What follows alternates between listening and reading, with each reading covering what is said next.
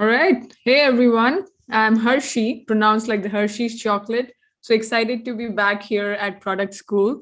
And today I'm going to talk about creating closed loop feedback with data driven decisions. So, as PMs, every day, every hour of the day, literally, we are using data to drive decisions for our roadmaps. However, customer feedback is so important, and having a closed loop feedback in process is even more important. So, in the next 25 to 30 minutes, I'm going to share some strategic and tactical concepts that we have seen work with our customers, and we've applied here at Gainsight. And hopefully, you'll find some actionable takeaways from the session. And a little bit about me. I've been at Gainsight for about a little over 2.5 years, heading up the customer success team for our product line Gainsight PX, which is centered around capturing product usage analytics and driving in-app user messaging and surveys, again, to drive data-driven roadmap decisions, but also orchestrating entire user journeys. So day to day, I'm dealing with all the product managers, product leaders from companies of all size and segmentation. So lots of learning and exchange of information there. Super excited to be here. And please put in your questions that you may have in the chat, and I'm happy to take it as the session ends. Okay, so what are really the goals of creating a closed loop feedback? Essentially, it's for our teams to have actionable insights. So if you break it down in sort of two categories, first I would think is primarily for our product team, second is primarily for our customer facing teams. So for our product teams, you really want to have a voice of your customer, their sentiment in the roadmap decisions that you're making for your upcoming sprints and overall strategy of your roadmap. So you want to get their sentiment or their voice around any new features that you're planning, or also particularly identifying friction points so you can improve existing workflows and effort scores that you may have in place and ultimately help them to get the time to value and outcomes very quickly within your product. The second goal essentially is identifying potential advocates for your in your customer base, so they can talk to your references or give you nice G2C reviews and whatnot, and do webinars for you. And for your customer-facing teams, it is also essential to identify at-risk customers and get ahead of it before your renewal discussions and have a path to green. So these are essentially the high-level goals of creating a closed-loop feedback and how you can leverage all of this data in your roadmap decisions. Now, what could be typical challenges? I mean, we all know about closed-loop feedback. We all know what the goals are. But what are some day-to-day challenges we may be running into in creating a program around closed-loop feedback? So number one is low survey response rates with emails. The typical channel that we're using today are emails. And we all know like the survey response rates are about 2 to 3%. So that is not really good enough data set for us to make roadmap decisions just based on 2 to 3% response rates of our customer bases. The second challenge is having an effective plan in place. So many a time we would collect feedback, but we are not really closing the loop or don't have a nice plan in place to close the loop with our customers. And thirdly, scalability to run a feedback program. Many a time we're trying to close the loop by getting one-on-one interviews, or as our customer base is growing, we may not always have the means, resources, time, and the bandwidth to scale our feedback program. So in my next few slides, I'm going to share some strategies, tactics, and tips to overcome all of these challenges and help you build out a scale closed loop feedback program. So here are 4 strategies. Number one, it is very important to identify your goal and the eligibility criteria. So defining your objectives of the survey, because there are different types of surveys. So really identifying that goal is super important so we can choose the right type of survey. And I'm going to talk about this in one of my next slides. Also defining whose opinion matters. Right? There are adoption champions in your product. There are users who are logging for the first time. There are users who are, repeat users. So really identifying whose opinion matters, which persona matters, so you can define an eligibility criteria for your surveys. Secondly, having an action plan is super important. So, few examples are, once you identify a potential at-risk customer to reduce churn, what is your playbook? What are your steps that you're going to take to turn that sentiment around? Incorporating product risk in roadmap decisions. Now, we all have those customers in our customer file where they're like, hey, if this feature doesn't come out, I'm not going to renew. So identifying those situations, incorporating that in your product risk, which you can ultimately make a decision in your roadmap. Leveraging promoters to be your advocate. Now, again, marketing teams love this. So having that action plan in place is great to close the loop around the feedback that you're collecting. Thirdly, leveraging technology to scale. We're all doing email responses, but how do we follow up? How do we close the loop in a scalable way is super critical, especially as the B2B space is booming. So how do we scale our programs in place? So thinking of automated email follow-ups, right, to in-product responses, creating CTAs and Slack updates for your customer-facing teams to follow up with your customers, survey response analytics for your PMs and PMMs so that they don't have to look by each feedback one by one, but also they can review overall trends and comments that are coming in that can help them to categorize their overall surveys.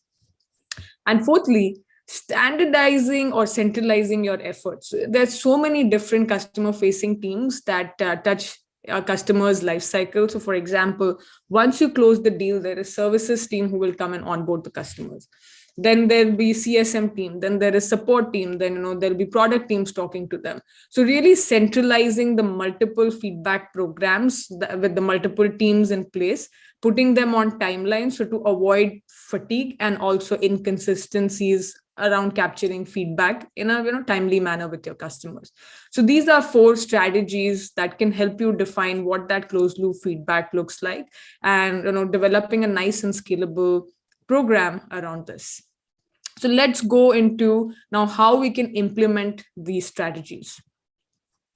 So if you think about this 3-step, this is a good 3-step framework to implement the strategy for closing the loop. Simple. This might look like, oh, hey, I already know this, right? But there's some points here which, from our experience and working with product managers, that we found very useful to implement. So when you're listening to both the qualitative data and the quantitative data. So what is qualitative data? It is pretty much what you're hearing firsthand from your customers directly or from your customer facing teams, your CSMs, your support teams, your sales team, right? So that is all that is qualitative data, and it's got a very unstructured way of collecting feedback.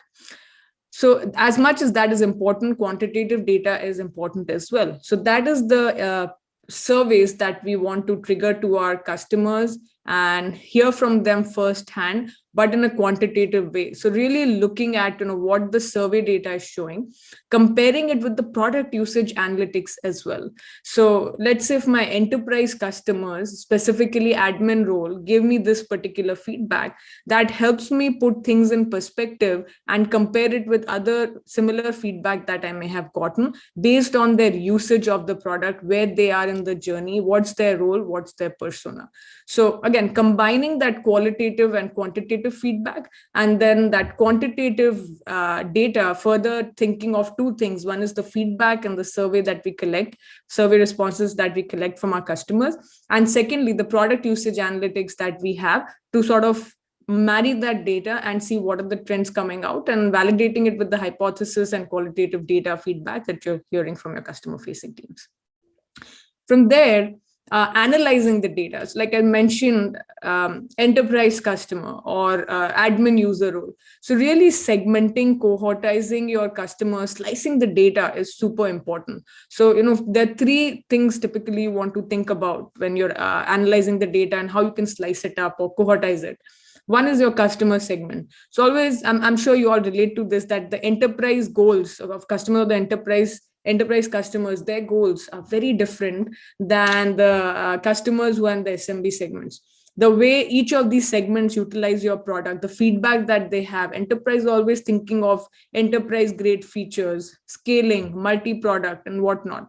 So always thinking of, okay, what are my customer segments here, breaking your data when you're analyzing based on that. Secondly, your life cycle of your customers who are in onboarding versus who are in adoption, customers who are in year 1 versus year 2, customers who are in first 7 to 15 days versus customers who are in 30 to 90 days. Very different goals, very different experience. So again, when you're analyzing the data, breaking it out by life cycle, and then of course you want to look at their usage as well. So when you're capturing that feedback, analyzing the data, look at how their usage has been. Somebody who has not used the product, how much would you give weightage to their feedback and surveys responses, right? So these are some things to consider, and attributes that you want to add in your tools where you're analyzing the data. Of course, in Gainsight PX, these are out of the box options that are available, but any other tool that you're using, I'm sure they offer these kind of functionalities. So it's always good to take these attributes into consideration. And lastly, acting on the feedback, right? Now, there are two ways broadly, I think, how we can act on the feedback is number one, really reviewing the feedback and seeing and categorizing, hey, is it really a roadmap request or enhancement, or this is actually a user knowledge or training gap that we can overcome by providing guidance to the customer, either via customer facing team or through in-app guidances and messages. So providing guidance or making changes in your roadmap to improve workflows and improve customer sentiment. So these are typically two ways how you want to close the loop with your customers. So going double clicking into number one a little bit here. So how do you listen, right? So map your feedback to a timeline. And for that, what is important is identifying your goal of what you're trying to achieve with the feedback. As you can see, there are at least 5 types of surveys today that we have in hand. You don't want to overwhelm your users. And at the same time, you want to have a very clear objective, very clear goal of why you want to collect feedback. So once you are looking at the feedback goal, so for example, your onboarding is finished and you want to get feedback how the onboarding experience was. You use a CSAT survey for that, or how the support experience was.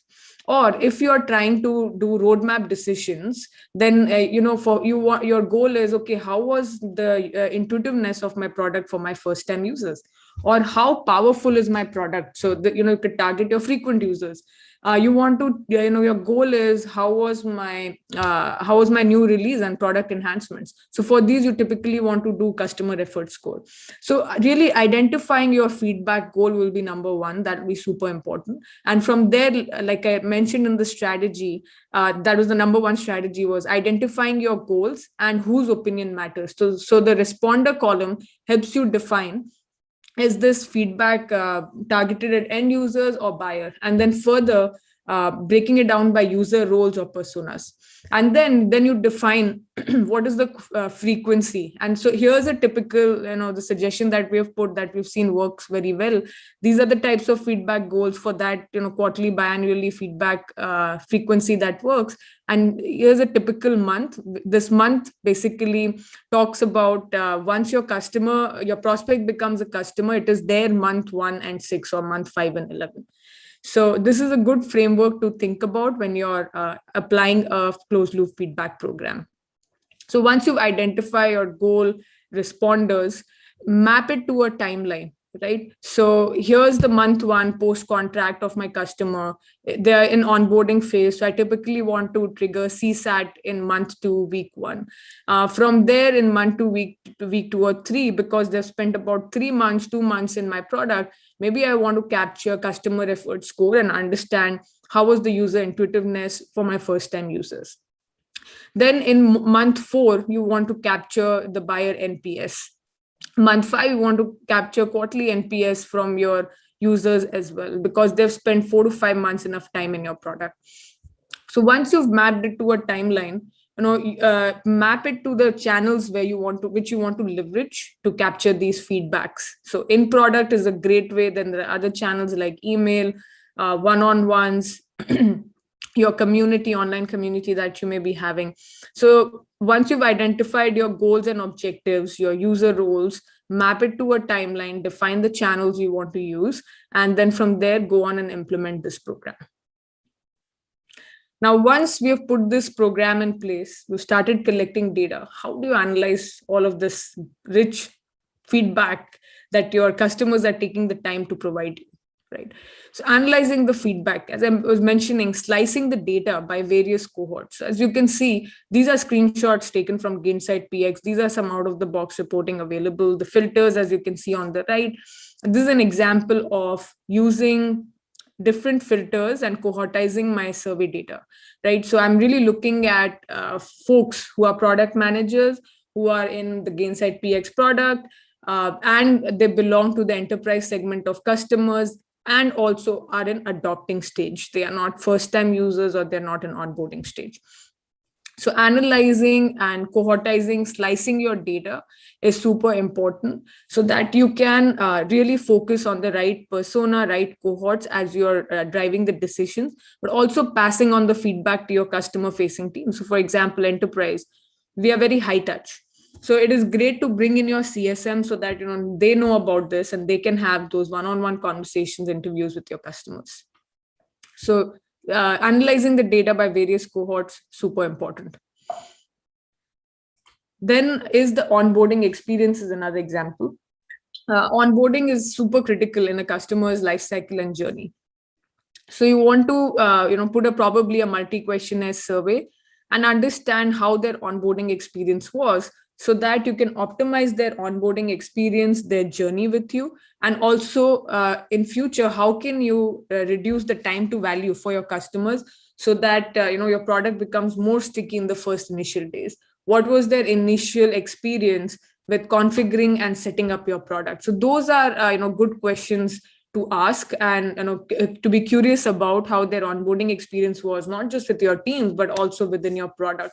Did they have access to the right documentation that they needed? How easy or how hard it was? Was the time something similar to what was promised to them in sales or what they were expecting? These are great questions to ask, and from there gives us good data points to make decisions as to in what parts of the organizations we want to change.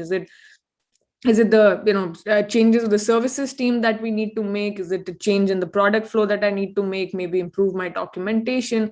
So really helps you understand area of improving the customer experience, and where there may be delays, and how can we reduce that time to value for our customers.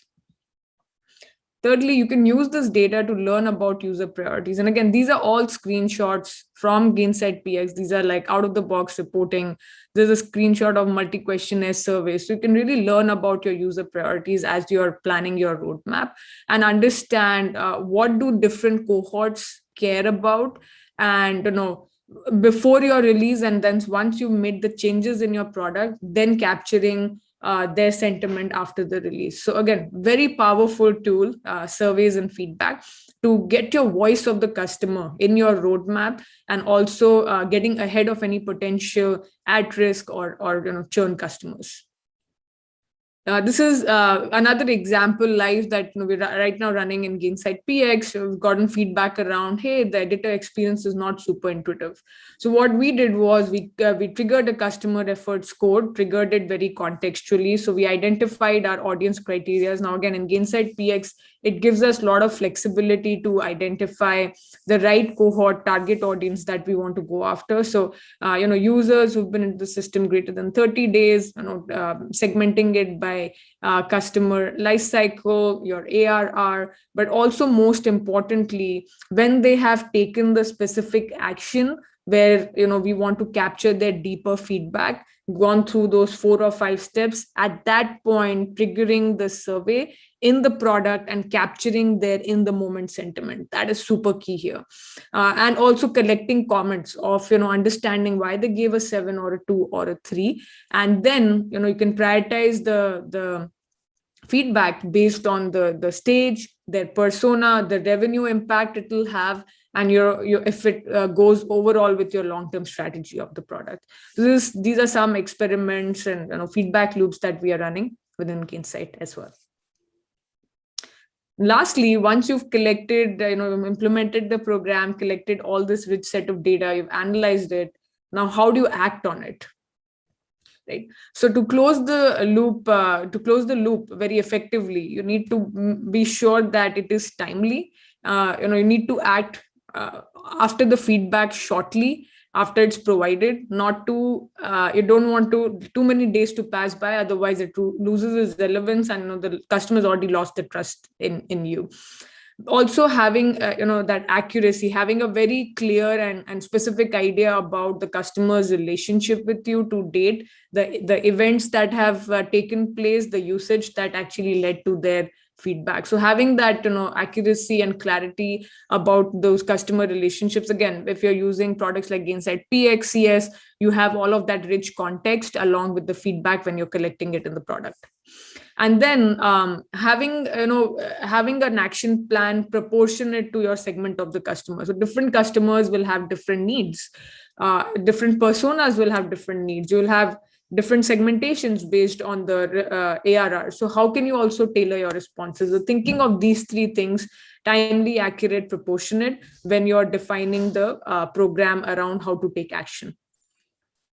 So some examples and ideas that we've seen work with, our hundreds of customers that we work with, or some things that has worked for us as well here at Gainsight, is set response and cohort based on automated email follow-ups. So for example, if a customer has responded with a promoter or a passive or a detractor, having your 3 different templates around that, and also having templates around like based on, hey, these are my enterprise customers versus these are my SMB customers. So having that automated email follow-ups, that will help you scale as a company. Now, of course, if you're using a tool like Gainsight PX, it lets you close the loop in an automated way. If you're using Gainsight CS as well, it creates CTAs for your CSMs, especially enterprise customers, to tell them that, hey, this user from this customer base gave this response, so CSM go and follow up with them. So again, this is recommended in enterprise customers. Otherwise, the program doesn't become very scalable if you have your customer teams follow up. Also, identifying your customers where you want to conduct one-on-one interviews. So again, identifying whose opinion matters, going over the comments and really learning about their new challenges. And sometimes, again, it may come out as, hey, this was just a user knowledge gap. So providing them that guidance over a call or via documentation or via in-product guidances. Because if one user has that comment for you or feedback for you, it very well might be that there are other users having similar journey in your product. So then how do I scale that experience of providing guidance to my users? So in product guidances and walkthroughs, which we very regularly do using our Gainsight PX platform, is super critical in improving these experiences for your customers. Also, you can improve your documentation, use knowledge center bot. Like we have a checklist, like a bot which sits in the bottom of the product, and we place our most frequently asked questions and documentation there as well. And also then, when you're conducting one-on-one interviews, you've learned about new challenges and they're really like, hey, these are good things to be added to the product. You review with the product team for specific roadmap changes. These are some like simple basic ideas to start with as you're putting an actual action plan in place. And then there are some advanced ideas as well. So you can collect feedback from beta programs and early access users before it is GA to your rest of the team. So again, closing the loop there is a very scalable program there to put in product surveys for your beta program, for your early access users. So not always having to do one-on-one interviews, but you can very quickly collect the feedback, make changes to your roadmap before you GA it. Another advanced way is, when you're doing release surveys, you can do survey checks, sentiment checks before and after a release to learn what works and what doesn't work. Great example is like a CES score. Let's say if you're targeting on improving a workflow, this is a common challenge or pain point across our customer base. So collecting that CES survey before in completion of that workflow, making your roadmap changes, released it, and then collecting the feedback after and seeing what worked for them, what did not work, how the ratings differ. And then message any upcoming roadmap items as well. That is another way you can close the feedback, because hey, these are already on my roadmap, customer, thank you for your feedback, really appreciate it. So these are some advanced ways of programs that you can put in place to close the action. It's super simple, not very high effort, but definitely high ROI. And then thinking about your strategic accounts, which have the biggest impact on your retention numbers, on your expansion metrics dramatically, which can really swing the numbers there, North Star metrics for your overall company. So tracking product risk. So at Gainsight PX, we actually when we capture feedback from the customer, if we determine there is a potential risk to renewal, which is specific to the product roadmap item, we actually create a product risk. The CSMs can provide that invaluable product feedback, and really they're understanding the use case and what solution the customer is looking for.